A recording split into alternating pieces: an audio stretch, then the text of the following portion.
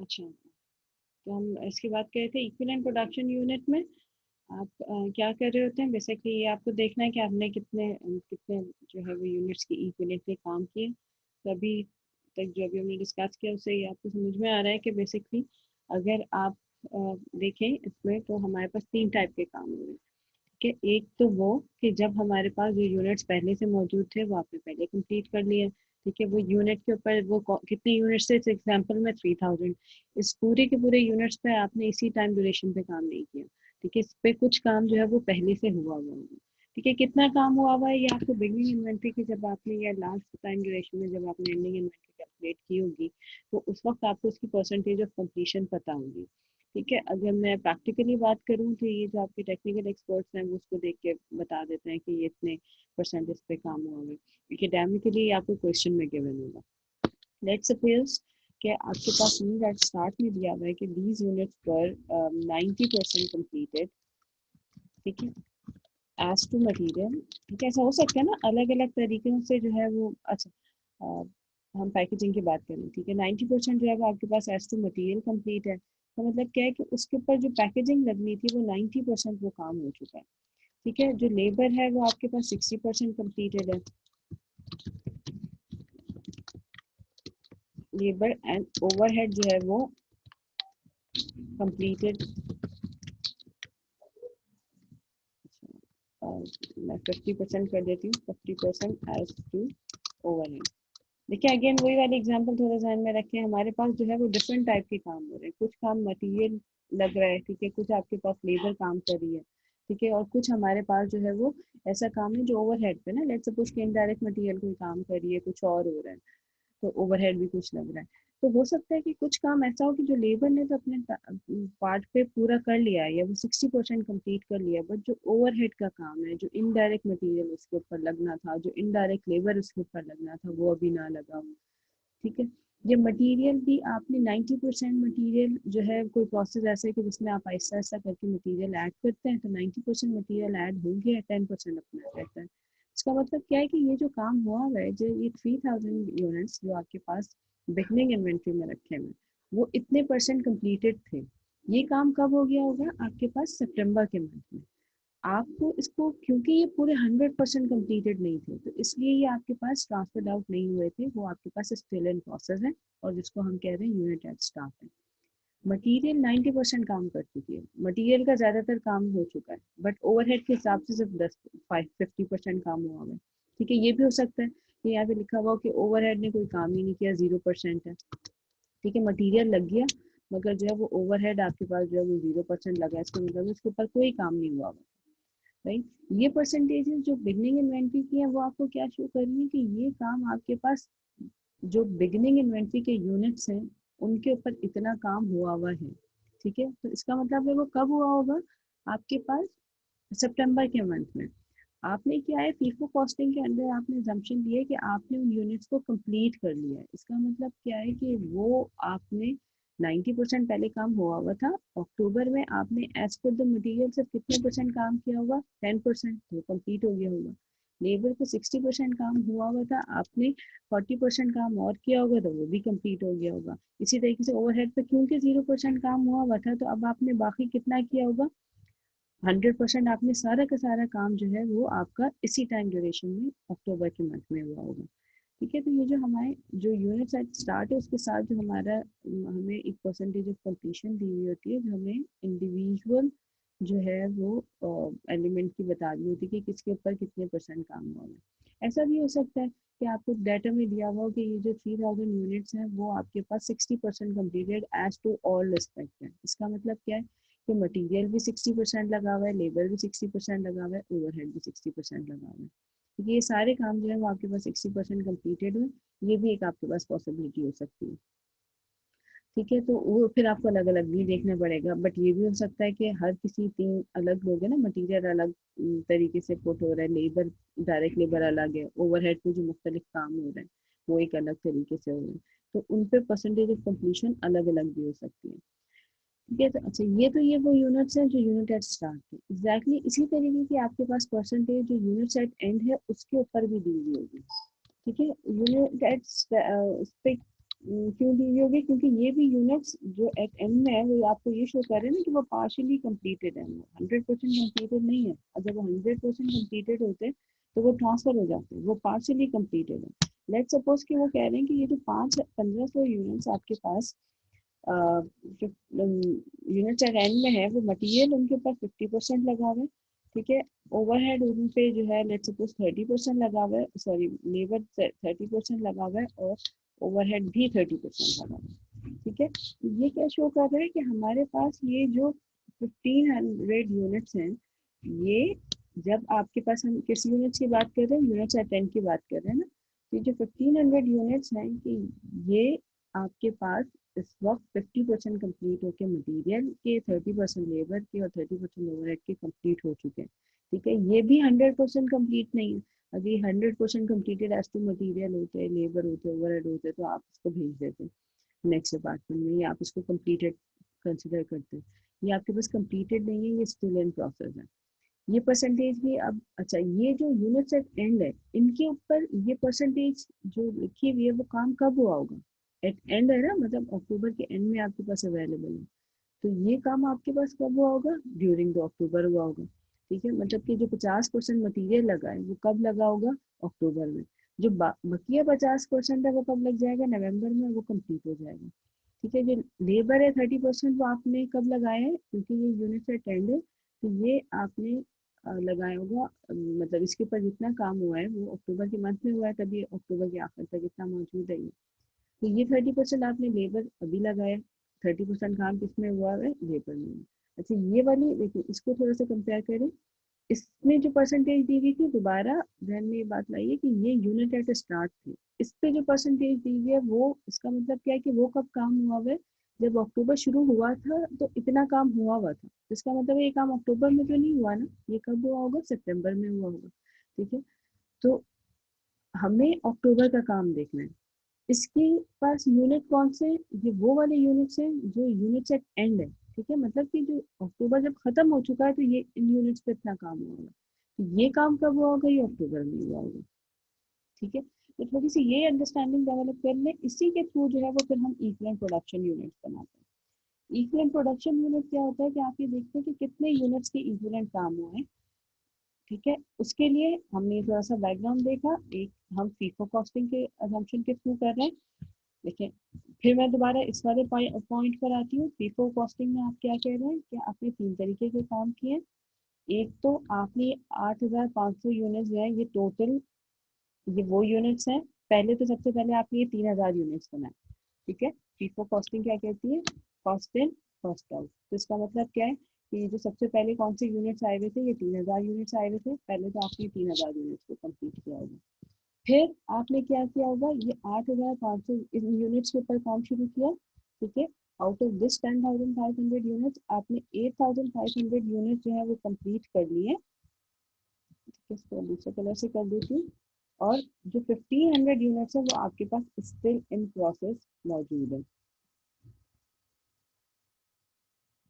ठीक है। इनके ऊपर आपने काम नहीं किया।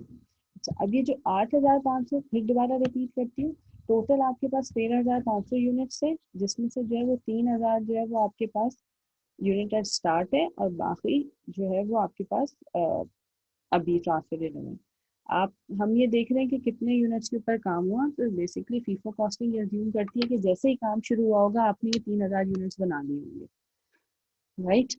क्योंकि ये फर्स्ट इन फर्स्ट आउट है, आपने इसके ऊपर काम शुरू कर दिया होगा। ये पहले से कुछ कंप्लीटेड है, बस आपने इसको, पहले से कुछ काम हुआ हुआ है, अब बस आपने उसको कंप्लीट किया होगा, ठीक है। तो एक तो आपके पास ये हो गया। दूसरा आपके पास क्या हुआ कि आपने फिर जब ये यूनिट बन गया, तो फिर ये जो अभी ट्रांसफर इन 10,000 यूनिट थे, आपने इसके ऊपर काम शुरू किया, ठीक है। इन 10,000 यूनिट्स के ऊपर से आपने 8,500 यूनिट्स बना लिए, और जो स्टिल इन प्रोसेस अभी भी आपके पास है वो 1500 यूनिट्स है, ठीक है। ये 3 तरीके के काम है। इन्हीं को देखते हुए हमें ये देखा कि बिगनिंग, ये 8,500 यूनिट्स तो वो हैं कि जो आपने अभी स्टार्ट किए, started and completed during this time. अभी स्टार्ट किए, अभी कंप्लीट किए, ठीक है।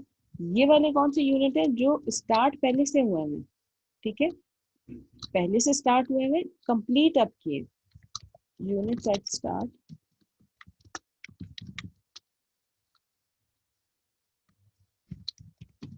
completed during this time. इसको मैंने इस तरीके से कर दी। ये वाले वो यूनिट्स हैं जो आपने स्टार्ट इस टाइम पे किए बट कंप्लीट अभी नहीं किए, बिकॉज ये एंडिंग इन्वेंट्री है। एंडिंग इन्वेंट्री में है इस वजह से बिकॉज वो आपने का काम अभी तक कंप्लीट नहीं किया। अगर if you have done all the work on this unit it would have transfer to the next department. ठीक है, तो इसलिए इसको हम क्या कहेंगे कि unit started during this time but not completed. ठीक है, ये सिर्फ मैं आप लोगों को अंडरस्टैंडिंग के लिए लिख रही हूँ, इसका कोई काम नहीं है, इसको आपको इस तरीके से समझना होगा। ठीक है, इसके ऊपर पहले से काम स्टार्ट हुआ हुआ था, कंप्लीट आपने अभी किया है, इसका मतलब है सारा काम इस टाइम ड्यूरेशन में नहीं हुआ, पार्शियल काम हुआ है, आपने कंप्लीट किया। ये अभी शुरू हुए अभी कंप्लीट हो गया, इसका मतलब है 100% काम इसी टाइम ड्यूरेशन में हुआ। ये वाली चीज आपने स्टार्ट पहले की स्टार्ट आपने अभी किया है बट कंप्लीट अभी नहीं की, कंप्लीट बाद में होगी, तो इसका मतलब है इस पे भी 100% काम आपने नहीं किया, पार्शियली काम किया। इसी अंडरस्टैंडिंग पे जो है वो पे हम अपने इक्विवेलेंट प्रोडक्शन यूनिट बनाते हैं, क्योंकि इक्विवेलेंट प्रोडक्शन यूनिट में हम ये देख रहे हैं कि आपने कितने यूनिट्स के इक्विवेलेंटली काम किया। सबसे पहले आपके पास जब पोर्शन बनाएंगे आप डिफरेंट अलग अलग करके हम बना रहे होते हैं, क्योंकि यूजुअली जो काम है वो भी अलग अलग रिस्पेक्ट से हुआ होता है, मटेरियल, लेबर एंड ओवरहेड का।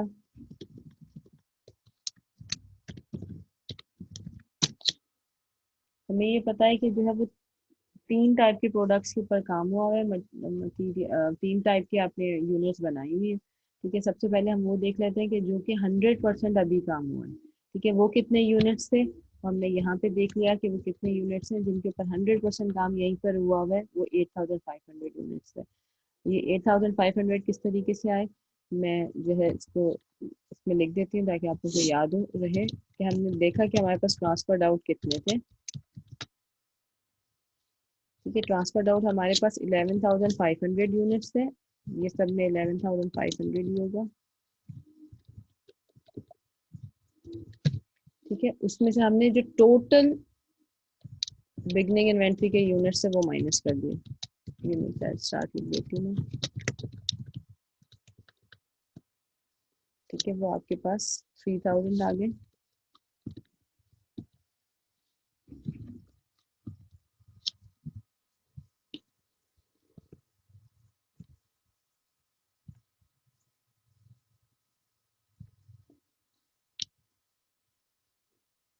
ठीक है, इन 3000 यूनिट्स के ऊपर आपने जो है ये कौन से यूनिट्स आ गए, units started and completed during this time. ठीक है, ये जो हमने ये वाले यूनिट निकाले थे मैं इसको सेम कलर से ही कर देती हूँ ताकि आपको जो है वो याद रहे। Equals to this minus this. ये वो यूनिट्स हैं जो आपने जिनके ऊपर 100% काम आपने अभी किया। ठीक है, अब हम दूसरे तरीके की यूनिट पे हमने कहा कि हम एक और कुछ यूनिट्स हैं जो 3000 यूनिट बिगनिंग इन्वेंट्री के थे, जो स्टार्ट पहले के हुए थे, कंप्लीट हमने अब किए। ठीक है, अब हम इसकी कैलकुलेशन देखते हैं आप ये किस तरीके से करेंगे। यूनिट्स एट स्टार्ट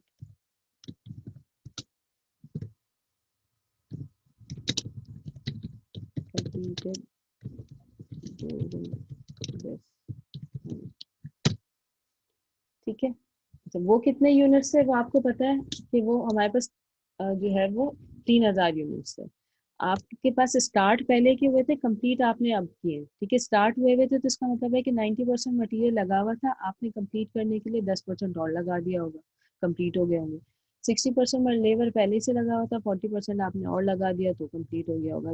ओवरहेड क्योंकि 0% लगा हुआ था तो पूरा 100% आपने इसी टाइम ड्यूरेशन में लगाया होगा।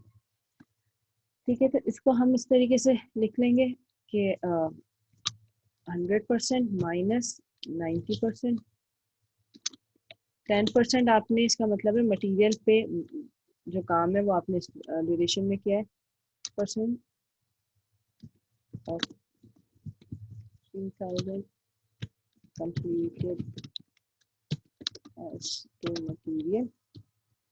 ठीक है, तो हम 3000 का 10% लेके 300 हम इसको लिख देंगे। किसका मतलब क्या है कि 300 यूनिट्स के बराबर जो काम है वो इस टाइम ड्यूरेशन में हुआ। दूसरा जो है हम फिर लेबर का भी इसको इसी तरीके से लिखते हैं। 100% काम आपको करना है, 60% आपके पास पहले से हुआ है, तो हम लिख देंगे 40% of 3000 completed as to labor। ठीक है, 100% माइनस 100 जीरो कर देती हूँ, 100% ही आ जाएगा of 3000 completed as to overhead। ठीक है, ये आपके पास आ जाएगा 1200 और ये आ जाएगा आपके पास पूरे 3000। ठीक है, तो इसका मतलब क्या है कि हमने ये जो 3000 यूनिट्स को कंप्लीट किया है, तो मटेरियल ने उसके ऊपर पहले से काम हुआ था, 90% पहले से हुआ था, आपने 10% काम और किया है। इसका मतलब क्या हुआ कि 3000 यूनिट के ऊपर 3000 यूनिट पर सब पे 10% काम किया, तो वो किसके इक्विवेलेंट हो गया? वो 300 यूनिट के इक्विवेलेंट हो गया। अगेन एग्जांपल वही कंसिडर कीजिए कि लेट्स सपोज कि आपने जो है वो 3 असाइनमेंट्स या 4 असाइनमेंट के ऊपर काम किया, सबको आपने आधा आधा आधा आधा काम कंप्लीट किया। इसका मतलब है कि आपने पूरे तो कोई भी असाइनमेंट नहीं किया, ठीक है, बट ऐसा नहीं है कि आपने काम ही नहीं किया, हाफ हाफ हाफ हाफ 4 पे काम कंप्लीट किया। तो इसका मतलब क्या हुआ कि वो अगर मैं देखूँ तो कितने यूनिट्स के बराबर, कितने असाइनमेंट के बराबर हो गया? 2 असाइनमेंट के बराबर में। ठीक है, इसको और सिंप्लीफाई कर लेते हैं। 2 असाइनमेंट आपको मिले, आपने दोनों पे आधा आधा काम किया हुआ। ठीक है, तो इसका मतलब है कंप्लीट तो दोनों ही नहीं हुए, मगर हाफ हाफ काम करके आप अगर एक असाइनमेंट बनाते हैं तो वो पूरा हो जाता। ठीक है, तो इक्विवेलेंट प्रोडक्शन का भी कॉन्सेप्ट यही है कि आपके पास अगर 3000 यूनिट पर आपने 10% काम किया है, तो इसका मतलब क्या है कि आपने कितने यूनिट्स के इक्विवेलेंट काम कर लिया है? 300 यूनिट्स के ऊपर काम कर लिया। ठीक है, तो ये वो वाला काम है, ये वो वाले यूनिट्स हैं कि जो आपके पास आपने बिगनिंग इन्वेंट्री के यूनिट्स को कंप्लीट करने के लिए इतने क्वेश्चन में काम किया। ये जो हमने ये देखा था इन यूनिट्स में, आपने 3000 यूनिट्स बनाए। ठीक है, बट ये जो 3000 यूनिट्स है इसके ऊपर सारा काम आपने अभी नहीं किया है, ये काम पहले भी हुआ हुआ था। आपने कितने यूनिट्स के इक्वल काम किया है? ये जो आपके पास जो हमने इसकी परसेंटेज निकाली वो। ठीक है, तीसरा काम हमारे पास इस पर क्या होता है, जब हम कहते हैं यूनिट्स एट एंड के। ठीक है, जो एंड के जो यूनिट्स हैं उनके ऊपर वो कितने यूनिट्स हैं? वो 1500 है। ठीक है, उसके ऊपर भी कोई खास परसेंटेज में काम हुआ है, 50% मटीरियल 30% लेबर हुआ है। अच्छा, अब आपको इसको ये नहीं देखना 100 से माइनस करने की जरूरत नहीं है। क्यों नहीं है? क्योंकि ये जो काम है वो ये शो कर रहा है कि ये काम आपने कब किया? अक्टूबर में किया। आप कॉस्ट ऑफ प्रोडक्शन रिपोर्ट भी अक्टूबर की बना रहे हैं। इसका मतलब है कि जो अगर 50% मटीरियल लगा हुआ है तो वो कब काम हुआ है? वो अक्टूबर में ही हुआ है। ठीक है, ये जो अगर 90% लिखा हुआ था मटीरियल, ये काम कब हुआ था? ये सितंबर में हुआ था, बट क्योंकि आपने इसको कंप्लीट अक्टूबर में किया है तो इसलिए आपने कंप्लीट मतलब 100% कंप्लीट, इसलिए आपने 100 माइनस 90 कर दिया। ठीक है, बट इसमें आपको जब आप एंडिंग इन्वेंट्री की बात कर रहे हैं तो फिर आपको 100 में से माइनस करने की जरूरत नहीं है। आप क्या करेंगे? 50% of 1500 units completed as to material। ठीक है, फिर 30% of 1500 completed as to labor। फिर again 30% of 1500 completed as to overhead। ठीक है, ये आपके पास जो है ये ओवरहेड से रिलेटेड हो जाएगा। ठीक है, this is completed as to overhead। ठीक है, इसको अब मैं किस तरीके से कैलकुलेट करूंगी? 1500 का मल्टीप्लाई बाय 0.5। ठीक है, इसमें से 1500 का मैंने 30% ले लिया, मल्टीप्लाई बाय 0.3 अगेन ये भी 1500 मल्टीप्लाई बाय 0.3 मैं 30 सॉरी 1500। ठीक है, तो ये कौन सी यूनिट्स है? ये वो यूनिट्स हैं जो एंडिंग इन्वेंट्री के हमने कंप्लीट किए थे। क्योंकि ये हमने बात की थी ना, 3 तरीके के काम किए। एक वो जो आपने पूरे अभी स्टार्ट करके अभी कंप्लीट किए, एक वो जो आपने बिगनिंग इन्वेंट्री के यूनिट्स कंप्लीट किए, और एक वो जो एंडिंग इन्वेंट्री के यूनिट्स हैं बट कंप्लीट अभी हुए। ठीक है, तो इनको मिला के फीफो कॉस्टिंग के अजम्पशन में जब अगर मुझे अपने इक्विवेलेंट प्रोडक्शन यूनिट निकालना है तो वो इन तमाम चीजों से मिलके बनेंगे।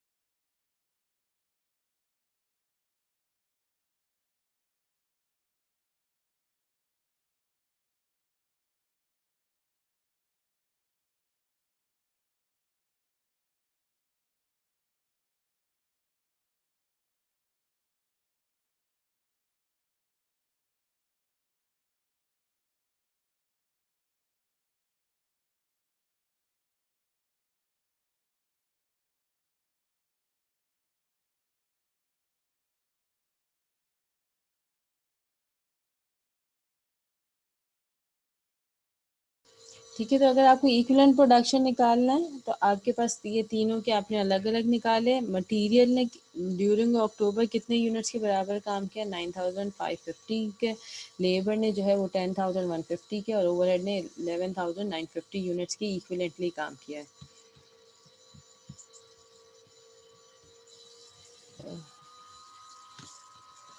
ठीक है, तो ये हमारे पास क्या आ गया? इक्विवेलेंट प्रोडक्शन यूनिट आ गया। इसको हमने देखा कि हम इसको 3 टाइप के हमारे पास काम है, हम इसको अलग अलग फाइंड आउट करके देख लिया। This is about equivalent production unit. ठीक है, लेट्स सपोज अगर आपके पास कोई बिगनिंग इन्वेंट्री थी नहीं, आपकी जो डिपार्टमेंट है या जो आपका बिजनेस है वो पहली दफा स्टार्ट हुआ है, या फिर कोई वैसे भी काम स्टार्ट पहले से नहीं हुआ था कि जो है वो आपने इसी दफा काम स्टार्ट किया, तो आपके पास कोई बिगनिंग का इन्वेंट्री नहीं थी, तो आपके पास ये वाला जो पोर्शन है वो नहीं होगा, आपकी बिगनिंग इन्वेंट्री जीरो हो जाएगी। हमारे पास सिर्फ 2 तरीके के काम होंगे, या तो हमने जो है वो यूनिट्स जो अटेंड है उसको कंप्लीट किया होगा, या फिर जो अभी यूनिट स्टार्ट जो यूनिट्स अटेंड है उनके ऊपर काम किया होगा, या फिर अभी जो यूनिट्स ट्रांसफर्ड आउट हुए हैं हमने उनको कंप्लीट किया होगा। ठीक है, तो this is about equivalent production unit. इसको आप एक दफ़ा दोबारा कीजिएगा, रिवाइज कीजिएगा, तो फिर और क्लियर हो जाएगी। ठीक है, अब हम इसके थर्ड पार्ट की तरफ आते हैं, which is called cost per unit. ठीक है, इसमें हम क्या करते हैं? This is the third part of cost of production report. ठीक है, कॉस्ट पर यूनिट आपके पास कैसे कर रहा होता है? वो बेसिकली आपको हर यूनिट की पर कॉस्ट को कैलकुलेट करता है। ठीक है, तो अभी हमने ये बात की थी कि आपके पास जो भी कॉस्ट होती है किसी भी डिपार्टमेंट में, जो मैंने इस पे ये देखी थी कि एक तो वो 3 कॉस्ट है जो आपकी अपने डिपार्टमेंट लगा रहे हैं। ठीक है, और एक और कॉस्ट होती है वो आपके पास जो लास्ट डिपार्टमेंट से लगकर आती है। ठीक है, इन तीनों को मिला के जब आपके पास से ट्रांसफर आउट होगी तो आप एक कॉस्ट को कैलकुलेट कर सकते हैं। ठीक है, तो हमारे पास अगर देखा जाए तो 4 तरीके की कॉस्ट है। एक तो वो जो लास्ट डिपार्टमेंट ट्रांसफर करके दे रहे हैं। ठीक है, वो लास्ट डिपार्टमेंट आपको कैलकुलेट करके बताएगा, उसकी कॉस्ट ऑफ प्रोडक्शन रिपोर्ट से आप लेंगे कि वो कितने की कॉस्ट उसने ट्रांसफर करके बताई है। ठीक है, और फिर ये वाली कॉस्ट जो आपका अपना डिपार्टमेंट लगा है, इन दोनों को मिला देंगे तो आपके पास से यूनिट्स की कॉस्ट आ जाएगी। ठीक है, तो बेसिकली हमारे पास अगर मुझे कॉस्ट पर यूनिट देखनी है तो हम पर यूनिट कॉस्ट कैलकुलेट करते हैं। उसके आपका फॉर्मेट क्या होगा कि आप पहले टोटल कॉस्ट लिखेंगे, फिर आप जो है वो ईपीयू या यूनिट्स लिखते हैं, और फिर उसके बाद आपके पास थर्ड पार्ट आप बनाते हैं कॉस्ट पर यूनिट का। ठीक है, अब मैं दोबारा बता रही हूँ कि 4 टाइप की कॉस्ट होती है। एक तो वो है जो हमारे पास कॉस्ट फ्रॉम लास्ट डिपार्टमेंट आई है। ठीक है, या बाज़ दफ़ा हम इसको प्रीसीडिंग डिपार्टमेंट लिख देते हैं। दूसरे टाइप की कॉस्ट कौन सी है? Cost added in this department.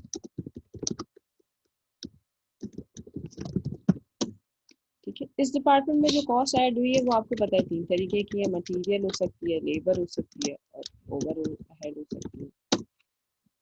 ठीक है, हमें जो लास्ट डिपार्टमेंट की कॉस्ट है वो टोटल आपको लास्ट डिपार्टमेंट कैलकुलेट करके बताएगा। लेट्स सपोज कि लास्ट डिपार्टमेंट ने कहा कि उसने जो आपको कॉस्ट लगा के भेजी है वो 50,000 लगा के भेजी है। अगेन हम कौन से मंथ की बात कर रहे हैं, हम सिर्फ जो है वो अक्टूबर के मंथ की बात कर रहे हैं। फिर कुछ कॉस्ट जो है वो हमने अपने डिपार्टमेंट में भी आपने लगाई होगी, वो आपको कहाँ से पता चल जाएगी, आपको अपनी जर्नल एंट्री से पता चल जाएगी। लेट्स सपोज कि वो आपको रिकॉर्ड्स बता रहे हैं कि आपने जो अपने डिपार्टमेंट में मटेरियल लगाया है वो 25,000 की कॉस्ट पे लगाया। जो आपने लेबर लगाया, जो ओवरहेड आपके पास आई है वो जो है वो लेट्स सपोज हम इसको 27,000, ठीक है। और जो आपने ओवरहेड अप्लाई की, ये तमाम चीज़ें आपको एंट्री से पता चल गई होंगी। जो ओवरहेड आपने अप्लाई किया है वो आपके पास जो है वो 15,000 14,800 लेट्स सपोज इसको कर लेते हैं, ठीक है। ये है आपके पास। अब करना क्या है आपको, ये आपके पास कॉस्ट आ गई है, अब आपको निकालनी क्या है, पर यूनिट की कॉस्ट निकालनी है, ठीक है। तो उसके लिए सबसे पहले आप क्या देखेंगे कि टोटल कॉस्ट आपके पास क्या है, ये आपको क्वेश्चन में गिवन होगी, ठीक है। अगर एकेडमिकली बात करें तो हम इसको कैसे निकालेंगे। अब लेट्स सपोज 25,000 यूनिट की कॉस्ट लगी है मटेरियल पे, ठीक है। हमें ऊपर से पता चल रहा है कि मटेरियल ने कितने यूनिट्स के इक्विवेलेंट काम किया है। मटेरियल ने सिर्फ जो है ये 11,500 यूनिट्स नहीं बनाए, उसने टोटल जो काम किया है वो कितने यूनिट्स के इक्विवेलेंट किया है, 9,955 यूनिट्स के, ठीक है। यही किया ना, जो 8,500 यूनिट्स पे तो 100% काम किया है, बट ये जो 300 यूनिट्स है ये इसके इक्विवेलेंट पे काम किया है, तो कॉस्ट तो लगी होगी ना। वो कॉस्ट किस में से लगी होगी, तो 25,000 में से लगी होगी। ये जो 7,500 यूनिट्स पे काम किया है तो काम कैसे हुआ होगा, कोई ना कोई कॉस्ट तो उस पर लगी हुई होगी। वो टोटल कॉस्ट आपको कितनी शो कर रही है, 25,000, ठीक है। तो हम क्या करेंगे, हम ये देखेंगे कि टोटल हमारे पास जो है वो मटेरियल की कॉस्ट कितनी है और उसने कितने इक्विवेलेंट यूनिट्स के बराबर काम किया। उसको फिर इसी तरीके से आप लेबर का कर लेंगे, इसी तरीके से आप जो है वो ओवरहेड का कर लेंगे, ठीक है। अच्छा, जो लास्ट डिपार्टमेंट में यूनिट्स आए वो कौन से हैं, वो 50,000 यूनिट्स लगा के भेजे। अच्छा, ये बात सिर्फ हो रही है अक्टूबर के मंथ। लास्ट डिपार्टमेंट ने यूनिट्स कितने भेजे, 10,000, ठीक है। तो इसका मतलब क्या है कि 25,000 की जो 50,000 की जो कॉस्ट लगी हुई है इस डिपार्टमेंट में, लास्ट डिपार्टमेंट ने जो लगा के भेजी है वो कितने यूनिट्स के ऊपर लगा के भेजी होगी, 10,000 यूनिट्स की, ठीक है। तो आप सिंपल क्या करेंगे, पर यूनिट कॉस्ट करने के लिए आप इसको डिवाइड कर देंगे तो इनकी पर यूनिट कॉस्ट आ जाएगी। इसका मतलब क्या हुआ,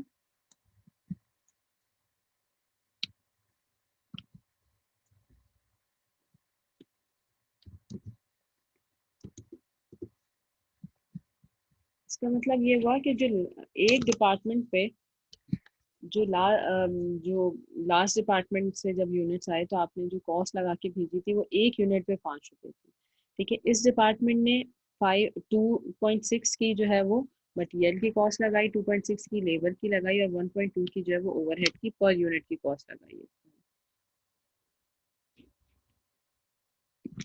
3 डिजिट तक कर लेते हैं, ठीक है। तो इसका मतलब क्या है कि इस डिपार्टमेंट ने टोटल कितने की कॉस्ट लगाई है,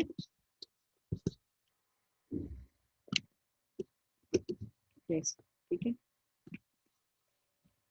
मगर जब इस डिपार्टमेंट से यूनिट्स गए तो तब हमारे पास टोटल कितनी कॉस्ट लग चुकी होगी, एक तो ये जो आपके डिपार्टमेंट ने लगाई प्लस हमने जो लास्ट के डिपार्टमेंट में लगाई, राइट। और टोटल कॉस्ट कितनी होगी, आप इन सबको कर लें, ये तो पर यूनिट आई है ना, अगर मैं टोटल कॉस्ट की करूँ तो ये आपके पास आ जाएगी, ठीक है। इस एग्जाम्पल पे जाए, एक तो आपकी अपनी कॉस्ट होती है, ठीक है, एक लास्ट डिपार्टमेंट की कॉस्ट है। आपकी अपनी कॉस्ट कितनी थी, 8 रुपीज, लास्ट डिपार्टमेंट के 20, तो इसका मतलब जब यहाँ से गए तो कितने की कॉस्ट लगी है, 28। एग्जैक्टली वही हमने कहा कि एक ये आपके अपने डिपार्टमेंट की कॉस्ट है उतनी है, लास्ट डिपार्टमेंट ने 5 लगा के भेजी थी, तो जब आपके पास से यूनिट्स गए हैं, जा रहे हैं, कंप्लीट हो रहे हैं, तो उसकी कॉस्ट जो है वो 11.516 है, ठीक है। तो this is about your cost per unit part, ठीक है। फिर अब इसके बाद जो है वो आपके पास एक और रह जाता है जिसको हम कहते हैं कॉस्ट अकाउंटेड फॉर, ठीक है। कॉस्ट अकाउंटेड फॉर आपकी अच्छी अंडरस्टैंडिंग तभी डेवलप हो सकती है जब जो है वो आपने ये जो कॉस्ट है, जो ये तमाम पोर्शन है उसको अच्छी तरीके से किया हुआ है। ठीक है, मैं अभी इस वीडियो को स्टॉप करके अब मैं इस लेक्चर को मैं फिर दूसरे लेक्चर में आपको जो है वो ये दे दूंगी। कॉस्ट अकाउंटेड फॉर उसमें हम डिस्कस करते हैं, this would be the last part. ठीक है, जो कॉस्ट अकाउंटेड फॉर हमने 4 थे ना, एक हमने पहले इक्विवेलेंट क्वांटिटी स्केड्यूल देखा, इक्विवेलेंट प्रोडक्शन देखा, कॉस्ट पर यूनिट देखेंगे, देखा। ठीक है, अब हम कॉस्ट अकाउंटेड फॉर देखेंगे। आई वुड सजेस्ट कि पहले आप इन 3 पार्ट्स की अच्छी तरीके से प्रैक्टिस कीजिए, जो बुक के क्वेश्चन है उसमें प्रैक्टिस कीजिए। फिर उसके बाद जो है वो जो मैं आपकी अब दूसरी वीडियो थोड़ी देर में अपलोड करूंगी कॉस्ट अकाउंटेड फॉर की, आप फिर वो वाली वीडियोस को देखिएगा। ठीक है।